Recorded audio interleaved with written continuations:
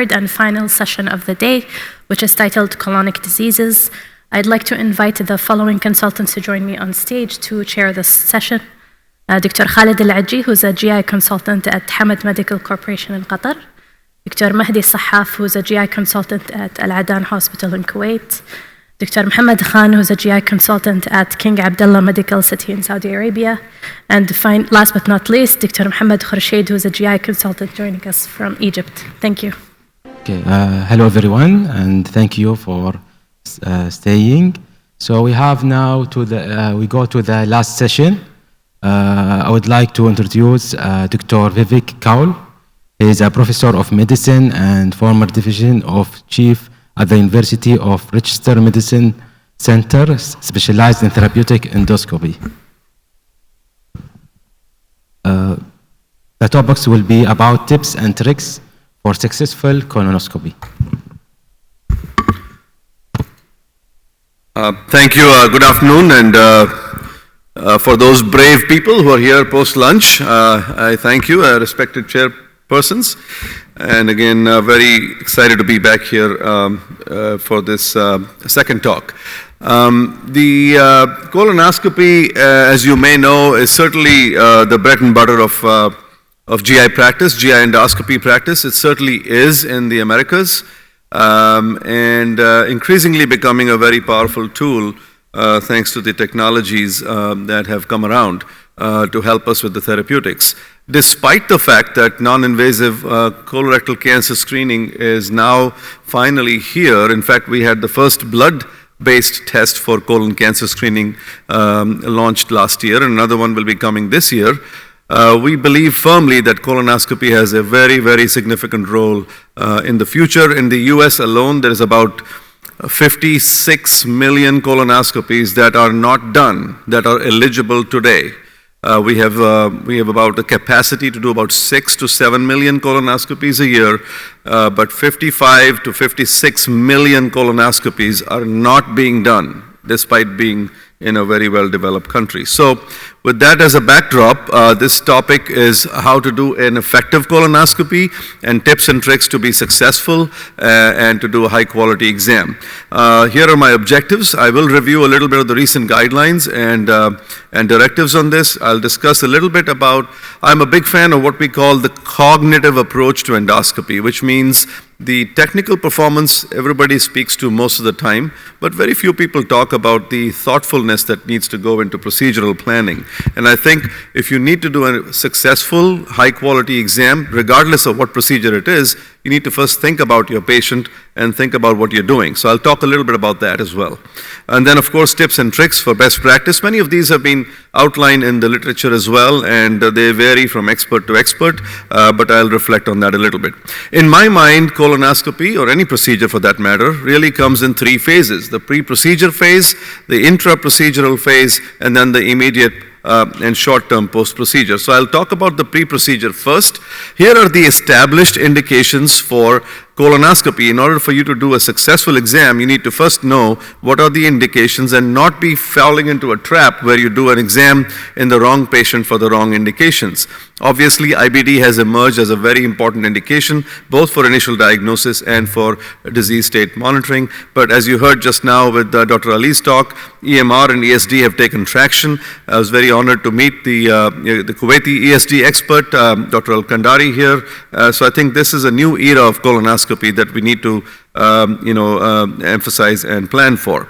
The one thing I want to say is avoid unnecessary colonoscopy, just like you avoid any unnecessary exams. There was a very neat paper, if you haven't looked at it, by my good friend Nick Shaheen in collaboration with the European colleagues. This was a few years ago, but basically talked about that about 30%, this was a modeling study they did, about 30% of endoscopy that we do, despite being in expert centers, well-educated, well-trained, well-meaning, 30% of endoscopy is unnecessary. A lot of this is upper endoscopy, but a lot of this is also colonoscopy. So avoid unnecessary procedures. They expose you to unnecessary risk, they expose you to liability, and they, of course, increase the cost. There are still some contraindications to colonoscopy, and as you're looking at the tips and tricks to a successful exam, you first want to stay out of trouble. There's an old saying, fools rush in where angels fear to tread.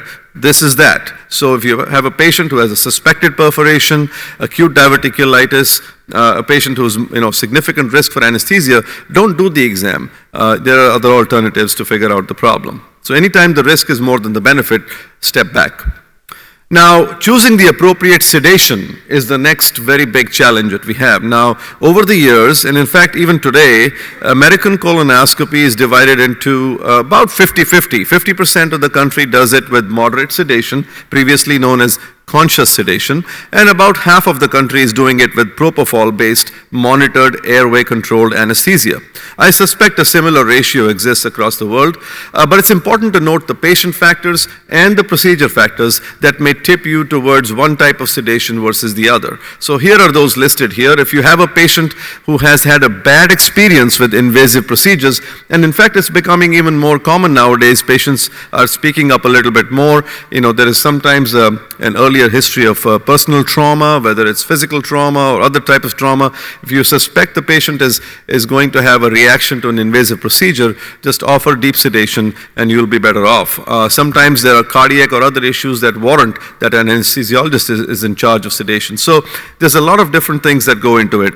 From a procedure perspective, if you're doing a complex ESD or EMR, or if you know that the anatomy is difficult, this is a slam dunk. You need to have a patient completely relaxed. You can't be fighting sedation and doing the procedure. It's a recipe for disaster. We've all suffered from that, but over the years you've gained. That's how you kind of refine your practice. You learn from your experiences, you modify it, and then you apply it to the future exams and practice so that you become better and your patients are happier.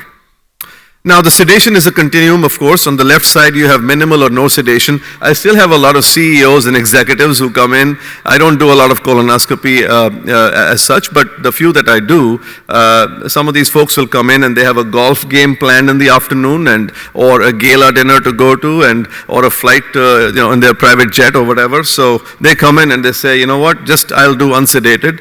The colonoscopy is very easy to do unsedated with the right techniques. But as I said, about half the country wants deep sedation. Some patients will warrant general anesthesia, especially if their BMI is north of 50 or some other indication. So realize that sedation is a continuum from no sedation all the way to general endotracheal tube anesthesia.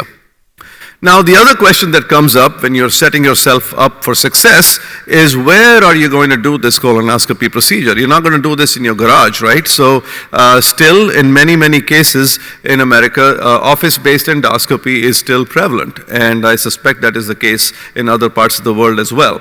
But I serve primarily in a therapeutic center in a hospital, so the majority of my cases will be in the hospital outpatient department. A few of them will be in a high-level ASC or ambulatory surgery center, which has equipment for anesthesia and such.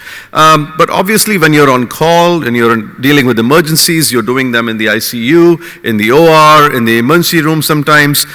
So the planning is a little bit different for these settings. And that's what the thought process needs to go. What do you pack on the cart? What might you need for the procedure? What is the real indication? What are the potential complications of the intervention? Do you have the availability of the tools and techniques? Do you have the right travel team that's coming with you? So this is the planning that is very important to me, and I think it's not just about the technique of colonoscopy. This goes a long way in setting you up for success. So keep that in mind. So if you're doing this off-site, you want to know, how close are you to the hospital? Is the surgeon available? And has the family been informed that there is a high-risk situation that might result in a perforation or the patient wearing an ostomy bag? These are the questions that come up in the legal review. The doctor never told me I could wear a bag. This is where you plan for that, especially in complex, risky patients, before you even touch the patient.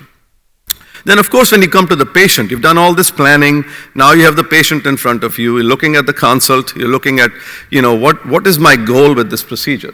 Is this patient an average risk patient? Is this high risk patient? How difficult will be the sedation? Has the patient prepped the bowel well? The nursing team will advise you of that. There will be some documentation on the record. There is also a prior history that patients might not have prepped well. They may be on narcotics. They may have altered colonic anatomy. So all this should be going into your mind, especially if you're planning a complex procedure.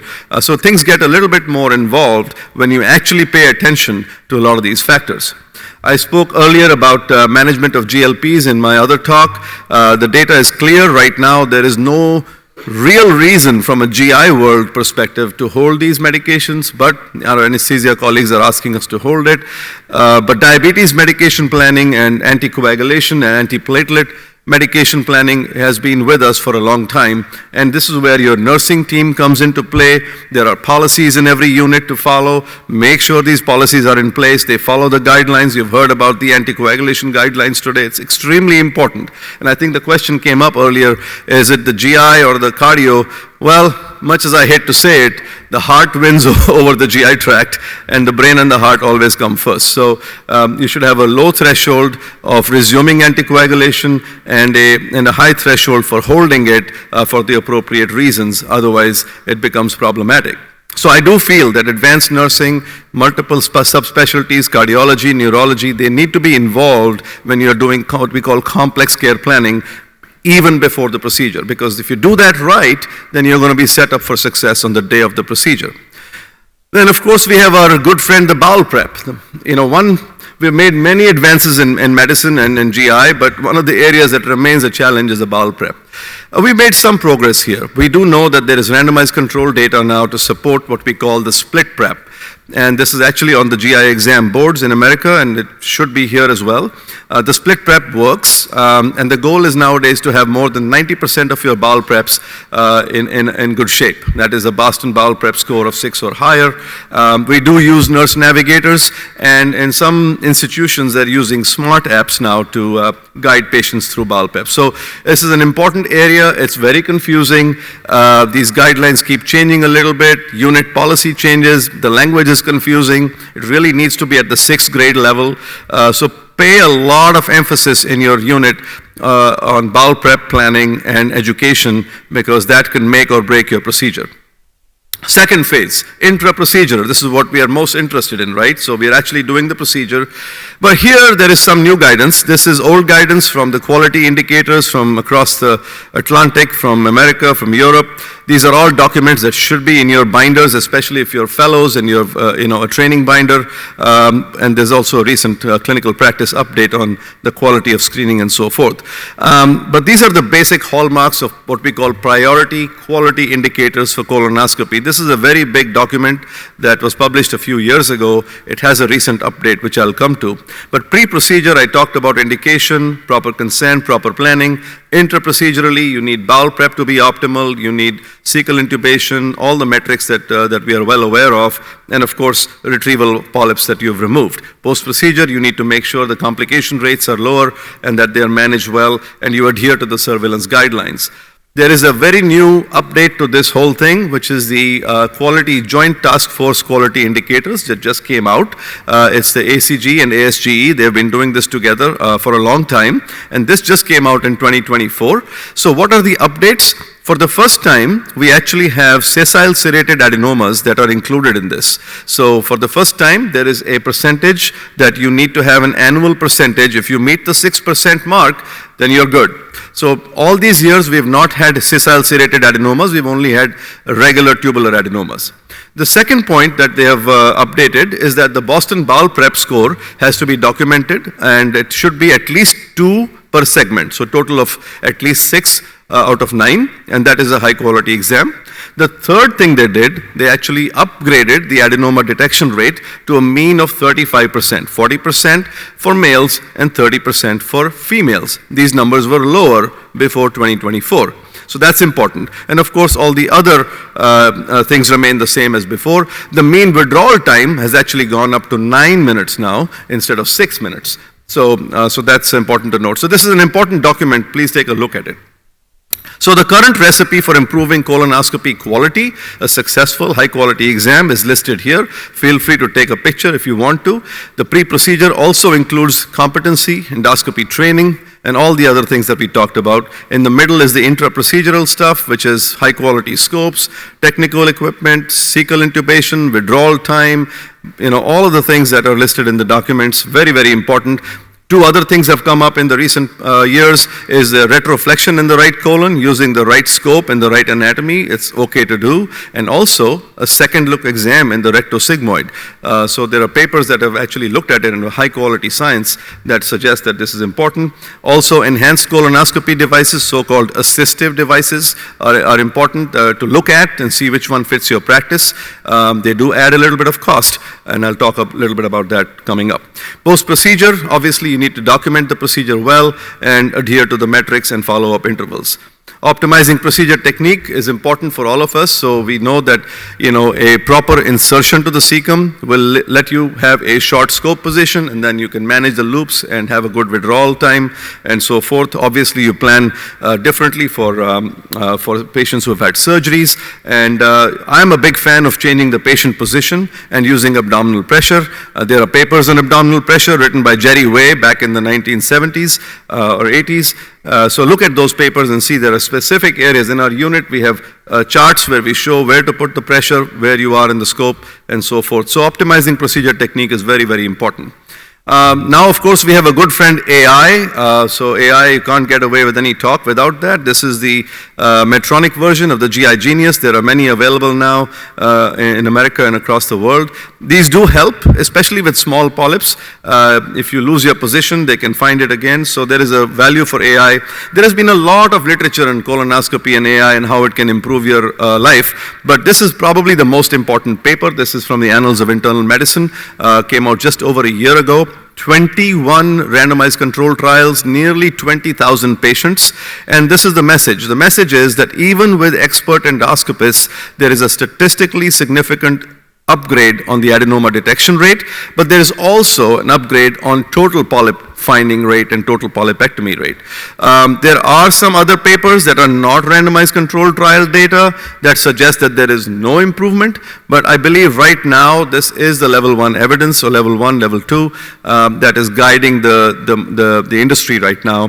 And I think that the jury is still a little bit out because the real life experience of AI in colonoscopy is not quite as shiny and golden as this paper, but I think the truth is somewhere in the middle. I think for those people who have a relatively low ADR, incorporation of AI will help. It's not clear to me that for expert endoscopists how much it'll add, but I think this paper speaks for itself. The difficult colon, this is one of my favorite topics. It's a lecture in itself. But clearly, when you have very, very old patients and very young patients, you have patients with multiple abdominal surgeries, well-known angulated and redundant colons, and those patients who have internal hernias, this is a big problem. Internal hernias are very difficult to navigate. You don't know about them. Not every patient gets a CAT scan before colonoscopy, and the bowel keeps looping, and you are at risk for perforation. So keep in mind that there is such an entity known as a very difficult colon, and if you find yourself in one of them, you have two options. Either you use the right techniques from knowledge and experience, or you back out and refer the patient on to somebody else. There's a concept come around for water insufflated colonoscopy. This is an example of that. I personally don't use it. I think CO2 is fine along with proper technique, but for the sake of completion, there is another technique known as water insufflated colonoscopy. As you can see here, with the installation of water, you can straighten out the loops, and that might help you actually with an exam as well. A more recent addition is the so-called rigidizing overtube. It's available commercially, and it's an interesting material. You turn it in some way, it has memory, and it stays like that, just like a snake. So it is being used increasingly for positioning. 2 minutes remaining. Okay, thank you. For positioning the scope, in the colon, especially in redundant colons. So look at it. Last I heard, it was made by Neptune Medical. It's called the Pathfinder Overtube. Assistive devices come in many shapes: clear cap, endocuff, GI, and of course AI. So these are all something you have seen already. This is an example of the GI balloon endoscope. This basically, you send your endoscope to the company, they refabricate it with a single balloon, and the balloon will flatten out the folds as you're coming out to enhance the polyp detection. So this was originally developed in Israel, but is, I believe, now owned by Pentax at this time. So hasn't made a lot of indentation in the market, but it's definitely available.